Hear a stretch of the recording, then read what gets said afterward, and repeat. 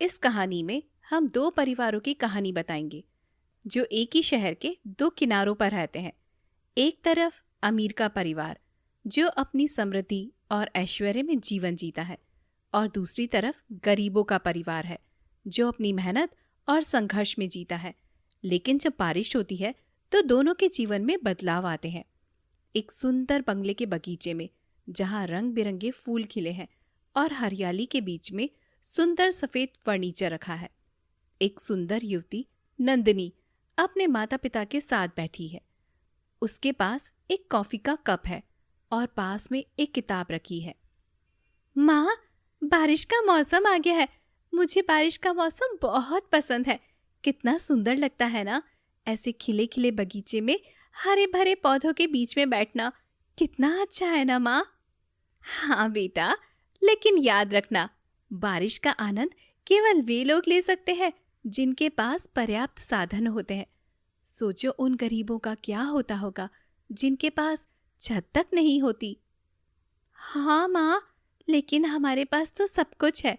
हमें तो बस अपने बगीचे में बारिश का आनंद लेना है। माँ की आंखों में एक संतोष की चमक थी। नंदिनी अपने पिता की ओर देखती है जो अखबार पढ़ रहे हैं। पापा, आपने कुछ सोचा है इस बार छुट्टियों में हम कहाँ जाएंगे? इस बार हमें किसी नए देश में घुमाने जाने का प्रॉमिस किया था ना आपने, बोलिए ना पापा। हाँ नंदिनी, इस बार हम यूरोप जा रहे हैं। वहाँ के पहाड़ और झील बहुत सुंदर है। बारिश का मौसम वहाँ देखने लायक होता है। वाह पापा, बहुत मजा आएगा। नंदिनी का उत्साह उसकी आंखों में चमक रहा है। शहर के दूसरे किनारे पर एक छोटा सा कच्चा मकान है जिसकी छत टपकती रहती है। घर के अंदर रघु, उसकी पत्नी कमला और उसकी छोटी बेटी पिंकी बैठी है। बाहर बारिश हो रही है और घर के अंदर पानी टपक रहा है। कमला, इस छत का क्या करेंगे? हर साल बारिश में यही हाल होता है। क्या करे रघु, हमारे पास तो इतने पैसे भी नहीं है कि छत बनवा सके। तुम्हें तो मालूम है पिछले महीने ही डॉक्टर को कितने पैसे देने पड़े थे। हाँ कमला, सब जानता हूँ, लेकिन बारिश हमारी जिंदगी को और मुश्किल बना देती है। पिंकी की तबीयत भी ठीक नहीं है और यह पानी उसे और बीमार कर देगा। माँ, मुझे ठंड लग रही है। रघु, हमें कुछ करना होगा। पिंकी की तबीयत और बिगड़ रही है। मैं अभी जाकर डॉक्टर के पास से कुछ दवाई लाता हूँ। रघु बारिश में भीगते हुए घर से बाहर निकलता है। भारी बारिश के बीच उसे सड़क पर कोई और दिखाई नहीं देता। वह किसी तरह भीगता हुआ डॉक्टर के पास से दवाई लेकर आता है। नंदिनी अपने कमरे में बैठी है और खिड़की से बाहर बारिश देख रही है। अचानक उसके फोन की घंटी बजती है। हेलो मीनू, कैसी हो? मैं ठीक हूं नंदिनी। क्या तुमने सुना, शहर के निचले हिस्सों में पानी भर गया है। वहां के लोग बहुत परेशानी में हैं। ओह, सच में मीनू? लेकिन हम क्या कर सकते हैं उनके लिए? शायद हम कुछ मदद कर सकते हैं। मैंने सुना है कुछ लोग खाने पीने की चीजें और दवाइयां इकट्ठा कर रहे हैं। ये अच्छा विचार है। मैं पापा से बात करती हूँ। फोन रखने के बाद नंदिनी अपने पापा के पास जाती है। पापा, मैंने सुना है कि शहर के निचले हिस्सों में बहुत परेशानी हो रही है। हम कुछ मदद कर सकते हैं क्या? हाँ नंदिनी, हम कुछ धनराशि दान कर सकते हैं, लेकिन वहां जाने का जोखिम नहीं उठा सकते। हाँ, शायद आप सही कह रहे हैं। रघु दवाइयां लेकर घर लौटता है, लेकिन उसकी जेब में अब एक भी पैसा नहीं बचा। घर की हालत और खराब हो चुकी है। पानी अब अंदर बहने लगा है। रघु, ये हालात तो हमारे जीने के लायक नहीं है। हमें कहीं और जाना पड़ेगा, लेकिन हम जाएंगे तो जाएंगे कहाँ? कमला, हमारे पास कोई विकल्प नहीं है। हमें किसी तरह इस बारिश को सहना होगा। माँ, मुझे बहुत ठंड लग रही है। रघु, हमें कुछ करना होगा। हमें किसी आश्रय स्थल पर जाना चाहिए। रघु ने अपनी पत्नी की आंखों में डर देखा और उसे समझ में आया कि यहाँ और रुकना उसके लिए संभव नहीं है। ठीक है, हम अभी निकलते हैं। पिंकी को साथ में लाओ।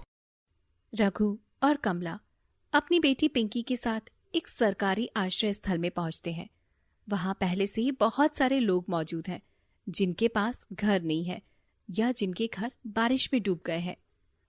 यहाँ कितने सारे लोग हैं, सबकी हालत हमारे जैसी ही है।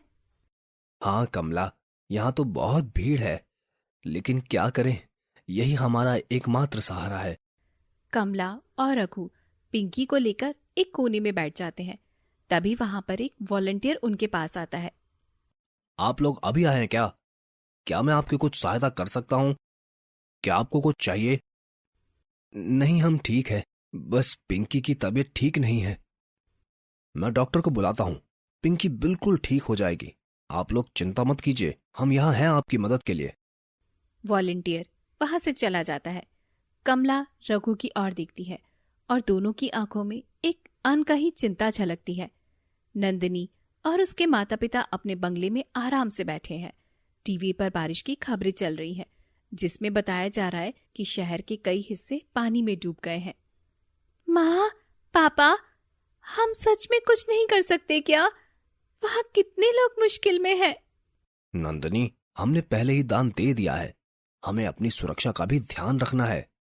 बेटा, हम जो कर सकते थे हमने किया, अब हमें अपनी जिंदगी पर ध्यान देना चाहिए। हाँ, शायद आप सही कह रहे हैं, लेकिन मैं फिर भी सोच रही हूँ उन लोगों का क्या होगा जिनके पास कुछ भी नहीं है। नंदिनी की आंखों में चिंता और असहायता की मिलीजुली भावना है। अगली सुबह बारिश थोड़ी थम चुकी है। नंदिनी अपने दोस्तों के साथ एक राहत अभियान में हिस्सा लेने का फैसला करती है। वे लोग कुछ खाद्य सामग्री और दवाइयां लेकर आश्रय स्थलों की ओर जाते हैं। हमें उन लोगों की मदद करनी चाहिए जिनके पास कुछ भी नहीं है। शायद हम थोड़ा राहत उन्हें पहुंचा सके। अगर हम उन लोगों के लिए कुछ कर सके तो यह हमारे लिए सौभाग्य की बात होगी। आश्रम स्थल पर पहुंचने पर नंदिनी और उसके दोस्तों को कई लोग दिखाई देते हैं जो भोजन और दवाइयों की प्रतीक्षा कर रहे हैं। उसमें रघु और उसके परिवार भी शामिल है। ओह, यहाँ तो हालत और भी खराब है। हमें जितनी जल्दी हो सके मदद पहुंचानी होगी। नंदिनी की नजर रघु के परिवार पर पड़ती है। वह उनके पास जाकर खाने का पैकेट और दवाइयां देती है। आप लोग इसे ले लीजिए, शायद इससे आप लोगों को कुछ राहत मिल सके।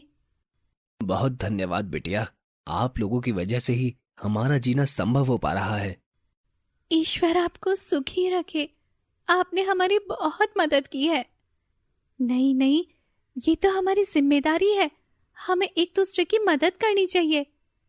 नंदिनी का दिल थोड़ा हल्का होता है। वह समझती है कि अमीर और गरीब के बीच केवल साधनों का ही नहीं बल्कि मानवता का भी अंतर होता है। बारिश ने न केवल अमीर और गरीब की स्थिति को उजागर किया बल्कि यह भी दिखाया कि कठिनाइयों का सामना करने के लिए हमें एक दूसरे की मदद की जरूरत होती है। नंदिनी और उसके परिवार ने जो किया वह उसके लिए एक नई सीख थी और रघु के परिवार के लिए यह एक उम्मीद की किरण थी। कहानी के अंत में दोनों परिवारों ने समझा कि जीवन की कठिनाइयों में सबसे महत्वपूर्ण चीज है आपसी सहायता और संवेदनशीलता। बारिश जो एक तरफ कठिनाई लेकर आई थी, दूसरी तरफ उसने लोगों के दिलों को और भी करीब ला दिया।